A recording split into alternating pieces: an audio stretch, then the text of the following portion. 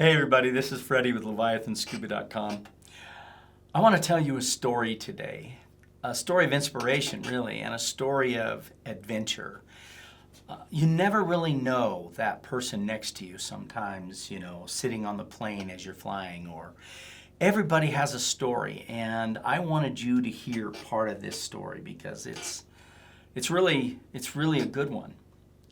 And I'm a little sad that I didn't pick up on it earlier, because the gentleman that we're interviewing today, it wasn't clickbait, the title.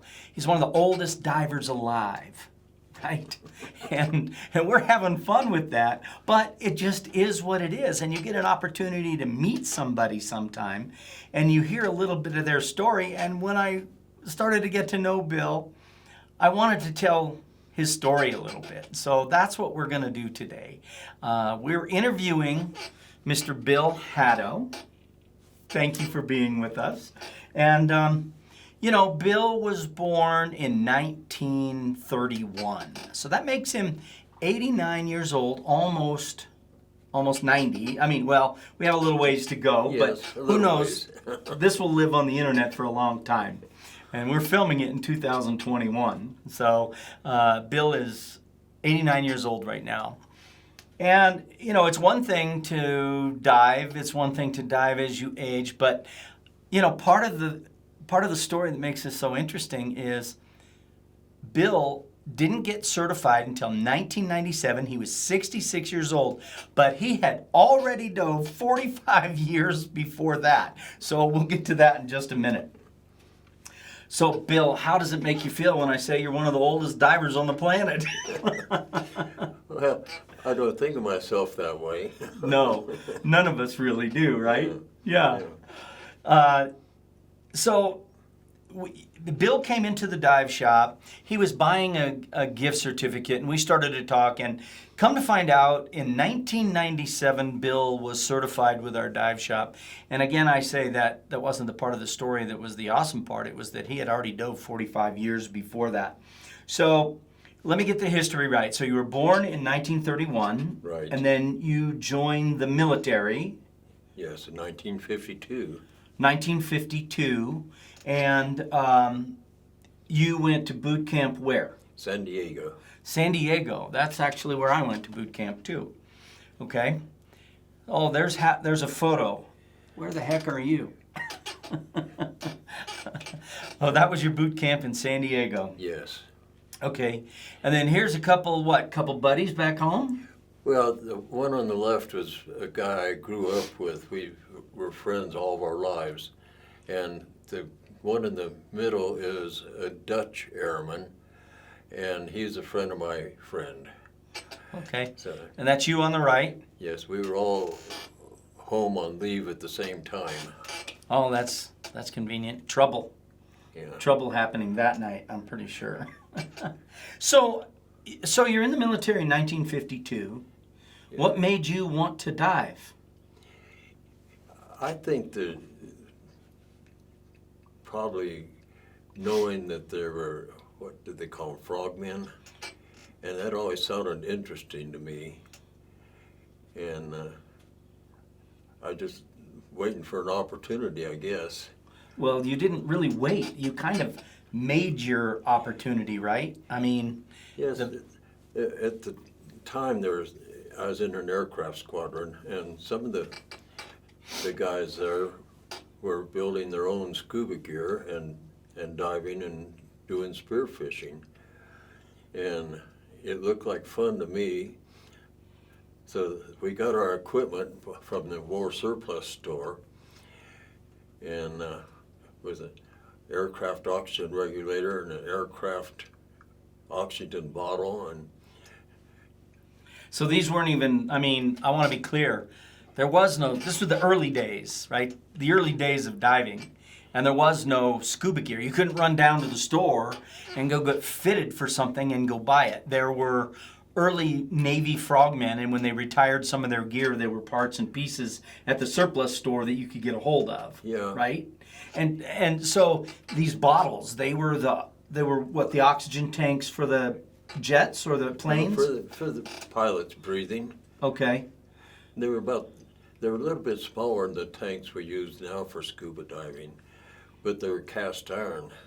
Cast iron. Yes. And weren't they wrapped with Brass wire. wire? And why? Well, if they were hit by a bullet, they didn't explode. Cast iron tanks. Wrapped with wire so they wouldn't explode. Yeah, this the early days. So do you get it? Do you get it? There was no scuba gear. These guys were inventing and these guys were making their own scuba gear. They were taking parts and pieces off of planes that were meant to supply oxygen to pilots, cast iron. There were no scuba tanks. They were getting surplus from the surplus store that was cast off by the Navy, and they converted the oxygen lines with a mask. You put it onto a regulator somehow. Yes, you had two hoses. Pretty much, if you remember the early day pictures, the two hoses, one that you take air in, the other you breathe out. And the regulator actually fastened right to the tank, and you just had a mouthpiece. The mouthpiece was pretty much the same as it is now, Yeah. but that came from the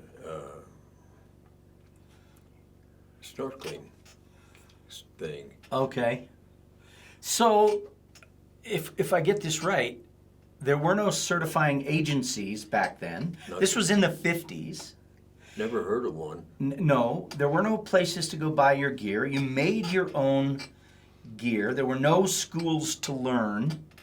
Now, snorkeling was a thing back then, right? So you could buy a mask Yeah, a mask and fins. and snorkel, and yeah, Right. so you could go do that. But no, you invented your own gear. I mean, that's a passion for adventure. I have people that complain because the weather's not good to drive down to a scuba shop where they can buy all their stuff. And so many people buy their stuff on the internet today. It's very easy. So, okay, so you had these tanks. How did you fill them up? They had an air compressor in the hangar that they used to fill the struts on the landing gear of the airplanes. It would put out 3,000 pounds. They also used compressed air to shoot the sonobuoys out, and they used the compressor to fill that reserve tank too. And So you figured out a way to get that compressor to fill up the bottle on the plane, right. but that's not filtered air or anything, right? No. That's to fill up a suspension for a plane. Yes, it was not filtered air. The gasoline engine exhaust was very close to the intake for the compressor. The early days. That's kind of like the Wild West, right? No pressure gauges, No pressure gauges. so you dove till it was empty. Well, yes, pretty soon when it got down to pretty low pressure, you were sucking the air out. And that was your indication that your Yes. dive was about up. Yes, you on the head for the surface then. And the worst thing was there was no compasses. You had no way to know your direction, and it was easy to get lost.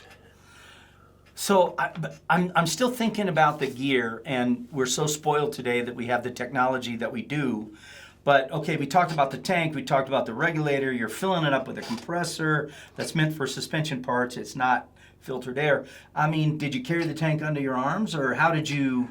We had the parachute riggers made the harness for us, and it made it so it would hold the tank, and we strapped it on. I think they still do that some places today. So you basically took some sort of a parachute harness and adapted it so you could put a scuba tank in it. Oh, they started fresh with fresh material. Oh, they would make you one. Yeah, they'd make the harness, and Wow. Gee, did you guys invent your own hyperbaric chamber in case something went wrong? you know, they probably had the Navy probably had one there, but no, didn't even know about that. I'm glad you're still with us. So, diving in the 50s, the early 50s, you saw a world that none of us have ever seen, and most likely it doesn't exist today. When I say that, I mean what you got the opportunity to see back then was before people were diving, before you could say that a site was overdove and maybe ruined because of too many people on the reef and things like that. So you got to see what it looked like the way God intended it. Yes. Yeah, the early days. And you guys, you did this to go spearfishing? The ultimate goal was spearfishing. I never did do any of it. Some of my friends did. Okay. All right, so that was kind of fun. And then, where did you dive? The part of the story when we were talking before just cracked me up. The Kingsley Park, Kingsley Lake, and you dove there because you had. Tell me that again. I'm sorry. Because you guys just didn't have a lot of money. No. It didn't take a whole lot of money for the gas to go there, and we would take our own sandwiches and pop for our picnic. Yeah. Okay, Bill, so let me get the history right here. You were born in 1931, Right. October, right? Right. And you joined the military when? 1952. 1952. And so this is a photo of your boot camp? Right. Right, 1952. Oh, and a couple of buddies with you? Who are Yes. these gentlemen? The one on the left is John East. The one in the middle is Louis from, I don't know his last name, he's from the Netherlands. And I'm on the right. John and I were friends from practically the day we were born. That was in front of his house there. Oh, really? Yes. So you guys were on leave at the same time and you got together for a photo? Right. Full uniform. Right. And whoever told you to get into your uniform, you probably grumbled about it, but it's a great photo we get to see today. Oh, I liked my uniform. I joined the military to be in aviation. Aviation, planes. I was already a private pilot, but when I went in the Navy, Really? yes. How old were you? 19? 19 and you were already a private pilot? Yes. Wow. Is there a theme here? So you became an aviation electrician, is that right? Yes. And where in Florida were you stationed? I think we have a photo here. What is this here? Is that aviation school? Yes, and that was NTC, Jacksonville. Okay. And NAS and NTC are, of course, on the same base. Okay, I get it. Yeah. And there we see the wings, the electrician globe with the wings coming Yeah. off of it underneath the eagle. And so nice, proud. And what is this photo of? That's a TBM getting ready to land on the deck of the carrier. He is just ready to touch down right there.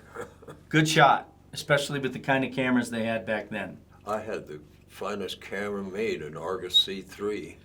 Oh, yeah. Yeah. And did you take a lot of photos while you were in the military, like different No, places? I took some, but I never was great at taking pictures. No, but you had good equipment. Yeah. So I wanted to share, you had mentioned to me earlier that you were stationed where? NAS Jax, right? Yeah. Yeah. Mhm. And it's a small world because I was also stationed in Jacksonville when I was as part of a wet crew. I was on a fast frigate, FFG 13, the Samuel Eliot Morrison. And then I went over to Helicopter Squadron 1, which was at NAS Jax. So I saw the same place you did, just probably a new coat of paint, something. Yeah. So, Bill, we're talking 1952. What made you want to dive? Like other guys, we knew of the frogmen, and it just looked like another world interesting, so. And you already were addicted to adventure, I can tell. Of course. Right, a pilot, joining the military, all those kind of things. So this is the reason why we wanted to bring, this was the very early days of diving. Long before you could go to a store and buy equipment. There were no scuba diving agencies yet. So Bill wants to dive. So how did you do it? You couldn't go buy gear. No, there's other men in the squadron that were already started with the scuba diving, and I more or less copied them. We bought our equipment at the war surplus store. Heaven forbid you steal it from the government. No, they frown on that. Yes, so we were honest and bought a surplus oxygen regulator and the surplus oxygen tank from the war surplus store, and then the parachute riggers. But I want to stop you there for a second. When you say a surplus oxygen tank, you don't mean a surplus scuba tank. They didn't have those yet, right? No one ever heard of scuba. Right. So when you say that you picked up a surplus oxygen tank, It was a tank designed for oxygen for aviator breathing on the patrol bombers. so the guy in the bomber at high altitude had air to breathe, and you took one of those tanks out of the planes or Yes. from the surplus. They're just a little bit smaller than the air tanks they use today. And they were made for the plane. Yes, and they were also cast iron. Cast iron. Yes, they were heavy. Heavy. And you had told me a little bit, they were meant for wartime. Yes. And We were at war in 1952. It's called the Cold War. okay. And so they were wrapped, these cast iron heavy tanks, they were wrapped with something. Brass wire. Brass wire. In case they get hit by a bullet, they don't explode. They keeps the pieces in one place. Okay, all right. So you have a tank from a bomber, and then you go to a surplus store and you find a surplus regulator for pilots and you convert it, or? Yes, I'm pretty fuzzy about all the conversion, but basically, they converted so you had a hose. They originally were designed for just one hose, and they were converted so you had another hose that went back to the regulator. Okay, and this was a regulator used for pilots? Yes, diluter demand regulator is what they called it. Okay. So now you have a tank, now you have a regulator, now you can go underwater and breathe, but they didn't sell BCs back then or back plate harnesses or anything. What did you do? Well, the parachute riggers made us a harness to hold the tank and strap on it. So we just strapped the tank on our back. Wow. That's just amazing to me, right? You don't have a store to buy scuba gear. So what do? You go out and you get a cast iron tank, strap it to your back with a parachute harness basically adapted to scuba gear. You take a pilot's regulator and convert it so that you can use it underwater. These guys were awesome, right? I mean, most of us wouldn't even dream of trying something like that and pursuing it through the testing process and all that. And there were no certifying agencies yet. No. So you didn't get a license, you didn't get a card, you weren't certified to scuba dive, you just went and did it. Right. So how did you know when your tank was empty? Well, when it got down so far, you begin to have to suck the air out instead of it just flowing. That cracks me You up. maybe 10 minutes to find a place to go up. And So no pressure gauges. The way you knew your tank was out was when you had to start sucking on the air to get it out because the tank was empty. You didn't go very deep, did you? I mean, that would be No. dangerous. Probably, the deepest I ever was about 30 feet. 30. Okay, Yeah. so that kept you kind of safe. Yes. All right. And snorkeling was a thing back then, so you could buy a mask Yes, you buy masks and snorkels. and fins, that sort of thing. You didn't have to invent those. No. Okay.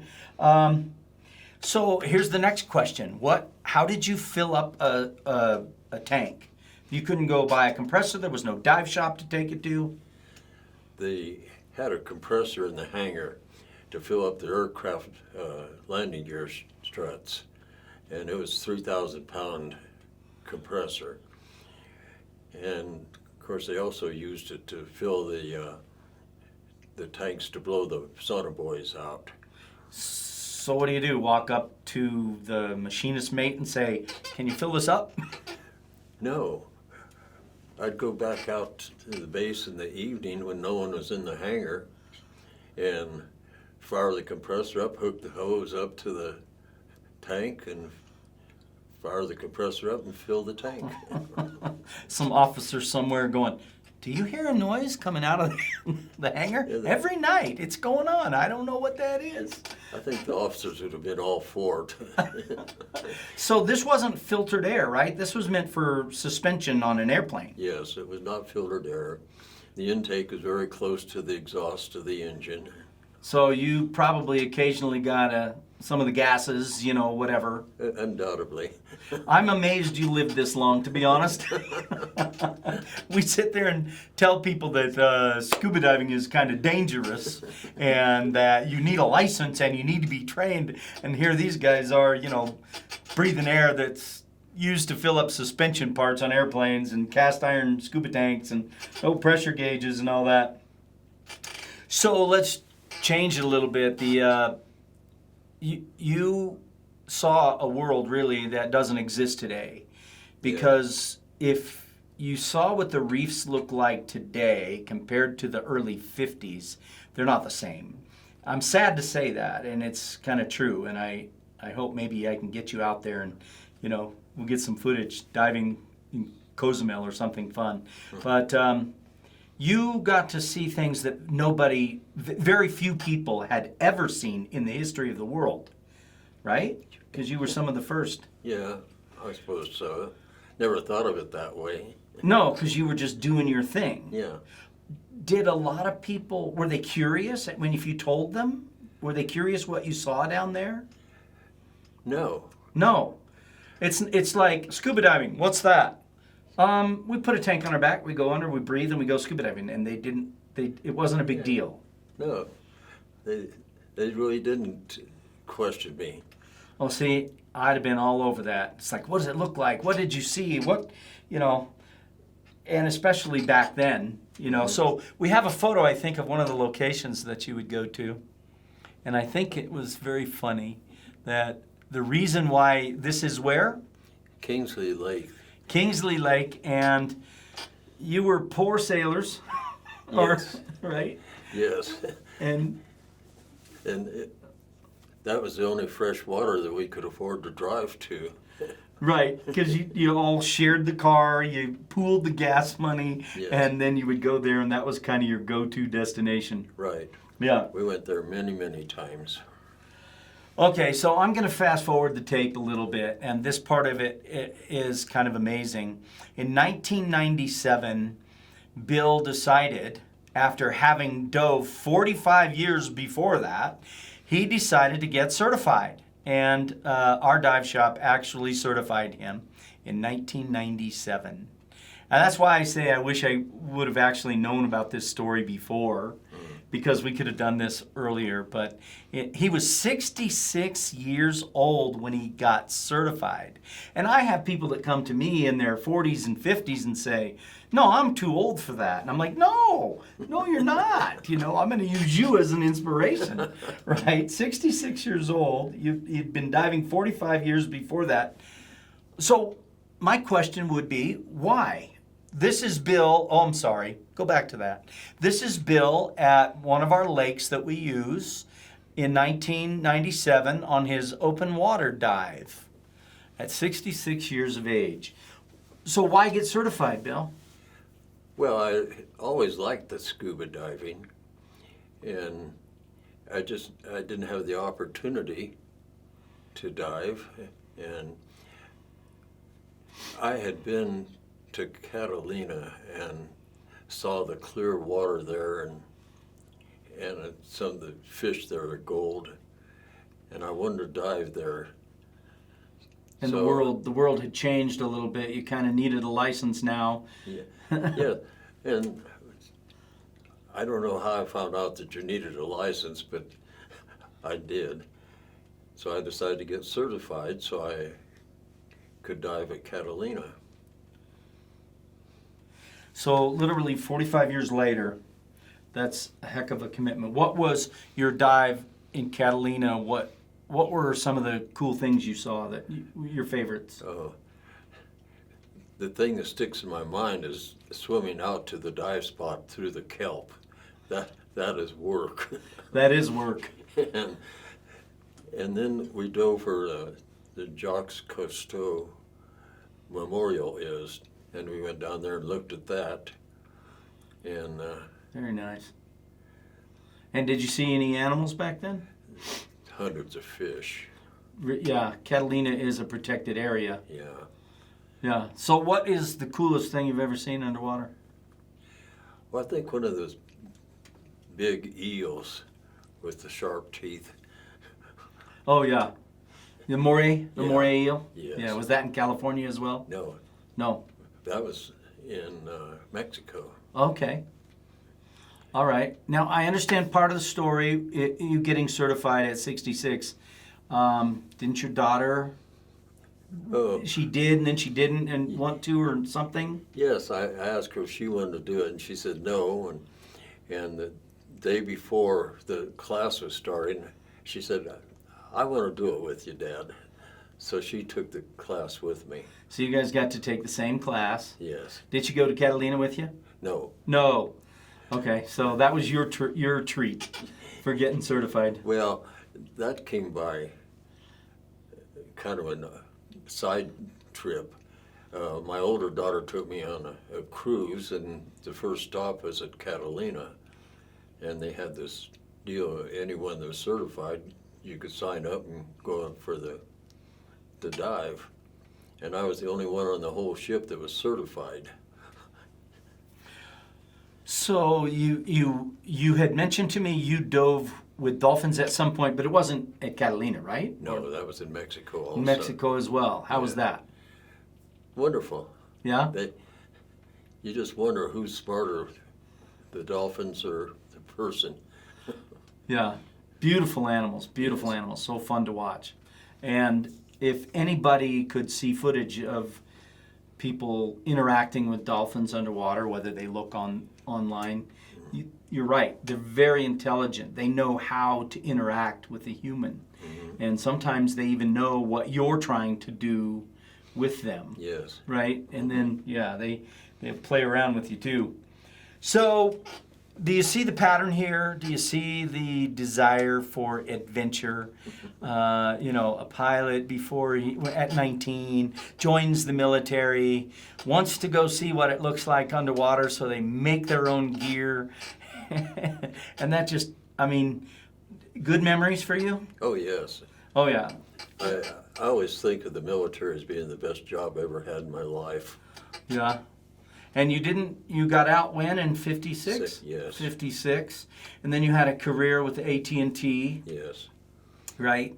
But then when you retired from that, you weren't finished. You went on to another career. What was that? I'm flight instructing Flight instructor. When did you become a flight instructor? about 1975. 1975. Yeah. So you're done with the military, you're done with your first career, you start another one, and it's up in a plane. You made a comment to me when we were kind of off camera that I loved. You said diving is a three-dimensional world like flying. Right. Tell me a little bit more about that. Well, you're not stuck in one place like you are on the land. You can go up, down, sideways, forward, backwards. You just do anything you want. You're just free. And same thing with flying. You're a three-dimensional world. And so are you still teaching flying? Yes. You are. Yes. That's awesome. We might have to go fly. I'm not going to take lessons, but that would be fun. I no longer have an airplane, although I'd like to have one. Yeah. Did you have one? Yeah. Yeah. I built an airplane. You built one. Yes. I built a Pit Special and sold that. And I bought a Cessna 120 and I sold that. Why does this not surprise me? Was it just out of spare parts in the garage? No. The story of me building the airplane, I wanted an airplane and I wanted a Pit Special. And I thought it'd be cheaper for me to build one than to try to buy one. And I looked at several to buy, and they were homemade and they looked homemade. And some guys were really good and they had good equipment, but they also big money. So I bought a set of plans, and it came in a stack about like that. And I thought, I'm just going to build one airplane. So I spent a year studying plans, and two friends of mine, the father and son. The father was an excellent teacher and a good welder. His son was a really, really good welder. And they tutored me for a year while I studied plans to teach me to weld. And then I started. That's a heck of a commitment. It's too bad that the diving gear in the early days didn't come with plans, right? Yeah. Had you marketed and manufactured all that gear, you would be one of the brands of scuba gear that we would be buying today. Yeah. Like Jacques Cousteau did. He mass-produced it all and things like that. Yeah. So now you're into horses, right? Yeah. My second wife was a horsewoman. Her mother had horses.